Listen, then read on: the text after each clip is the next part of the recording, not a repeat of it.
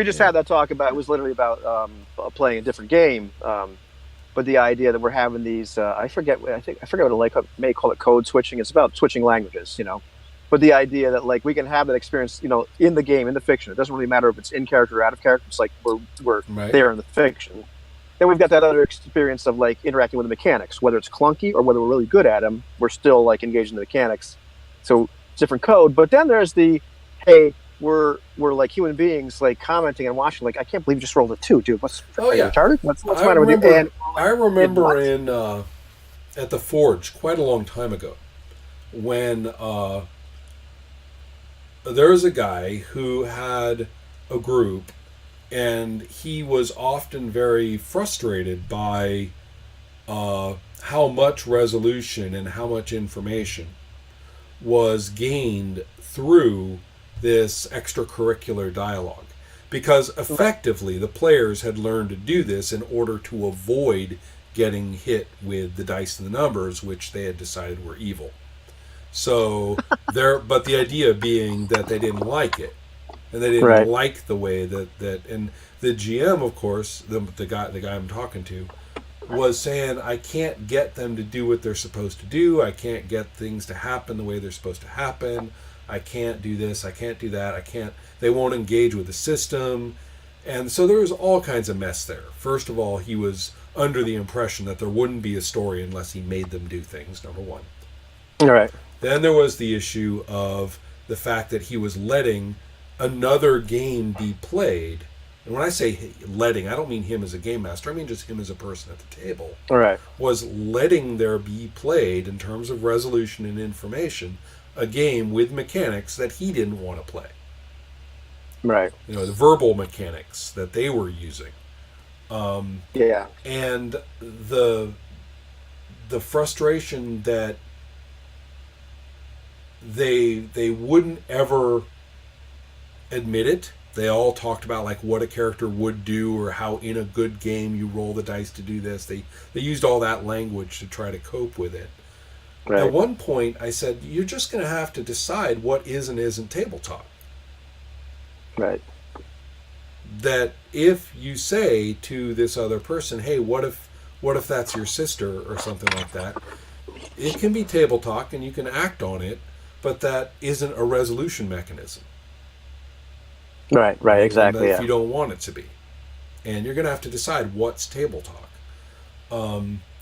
I remember in one case, one of the players was really giving him the business. They were trying to play Sorcerer, and unfortunately, of course, he was using Sorcerer as the magic wand and oversold it to them and all the rest of it. Right. So, of course, they went into their completely stubborn, fuck you play modes. Right. And you see that all the time. People like wave my games and say, this game will give you a blowjob, let's play it. Right. And they all say, Ron Edwards, fuck him. Yeah. You can't tell me what to do. And they're not going to, they're like, fuck you. And the way they play is completely blocking and stubborn. And so what happened with this guy was, it was a typical thing, right? The NPC woman is at the bar. They're having some kind of an argument or a seduction or something. And so he's like, yeah, I want her to come home with me. And wants to roll the dice. And, and then started arguing about the outcome. Well, then I do this. Well, then I do fail. Okay, but I want her to come home with me, or something like that. It was all messed up. What I said was nobody described any actions. Until he describes a character's action, it's table talk, don't roll. I want her to come home with me. Fucking want it all you want. Welcome to being a guy, dude. Yeah, exactly. Yeah. Well, I mean, we do not roll dice to see if what you want comes to be. Right. Yeah. That's table talk in this game. Right. Exactly. Any statement of internal states for your character is just table talk. You might need it to talk your way through what you're going to do. It might be part of the way you experience your character. That's cool. I do that. But we're not rolling until we have an action. What is it? Right. Well, there's And there's a difference and between that what the and guy saying I told do me, this and my intention is blah blah blah. Just which state, is fine, just so you know, clarification, that's okay. Right. But you see, That's what this different. guy was doing was trying to push the story his way with the dice. Oh yeah, yeah, And story his way, basically just meaning what, not what you want. I know, I can smell what you want, and I'm not going to let you do it. And so it's all power struggle. And he was able to do it because he moved play into this abstract realm of pure goal. And the GM, it blew his mind when I said that. He was like, he does that all the time. He does that all the time when we play. He moves it into the realm of the dice being about motivations and outcomes and not about what anybody is doing. He does it all the time. So that's why I have so much trouble narrating. He says, I have no idea what's happening. yeah. Right? Yep, When the dice hit the table and we say what's going on, he can still fuck with me because I don't know what's happening. And then he starts throwing in all these suggestions about what will happen. So it was a total power play. I mean, the one guy had the GM just wrapped around his thumb. Yeah, and dice become a genie. Yeah, and genie, give me this, bang. Yeah, exactly. And so really, I mean, that table had so many fucking problems. That talking about systems and games and stuff, and him trying to keep bringing games that they'll like, and all that. Oh, terrible. And so the point being though that when I finally said figure out what is and isn't table talk. Yeah. And that was a big deal, actually. Yeah. Fortunately, we're having a very functional experience with that. We're just like, hey, dude, that was awesome, or whatever. We laugh about it. It's like, I can't believe you just did that. Are you kidding me? All good tables are like that. Yeah, all good tables are like that, where table talk is known to be what it is, and it never causes problem.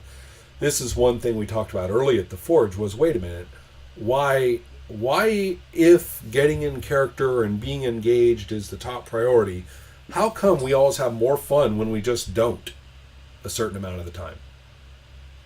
Why do we have more fun when we talk about what we're doing occasionally in a sort of a open forum of being here at the table with each other? And that sort of thing, led us to keep talking about, let's never forget that what we're doing is in a human socializing situation. Right. Who would want to play cards? And unless you're doing it professionally, who wants an enforced silence while you play cards or chess? Right. Nobody. Yeah, that's the thing. Yeah. That is something that we found. We were talking about it a while ago now. Might have been 9 months ago or so. We noticed that in our play by post games, it was incredibly helpful for just player bonding to blow off steam in some other faction, whether it was like a Hangouts chat or or some kind of other. It was we've had the out of character thread or the out of character email, but it seems to be better in the actual somehow it's got to be just it's got to be kind of this ongoing glue of what you're doing. Because we are literally playing a Mythos game where it's really dark, it's very in character, but then there's the kind of dude, he's going to die. Are you kidding me? You're going into the what? Mm-hmm. Oh, well, roll up a new character, dude. It's all that kind of just but that's an incredible amount. It's different because you see games like that they're played by, email or whatever. Most of them die, but it seems like that kind of blowing steam off and kind of, it's a human connection. Yeah, I completely agree. And that's what we're doing this for. And I happen to like it very much. And so, it was kind of one of the first big moments of the Forge community discussion where people were like, wait a minute, everything we keep talking about as being best play, is it? Right. Is it really best that we never break character? Is it really best that we never, that we're always in it?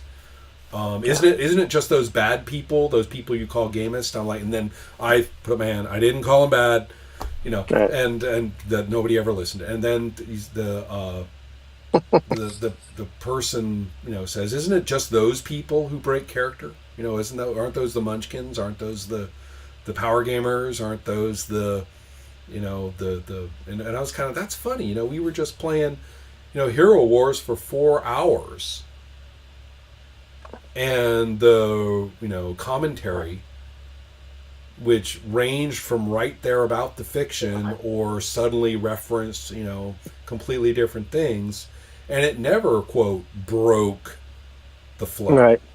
You know? I think probably it's been my experience. The more, I hate to use the word emotional, but the more gripping or something that the game actually is, the more you kind of need to look at each other once in a while and say, "Dude, this is really messed up." Oh yeah, absolutely.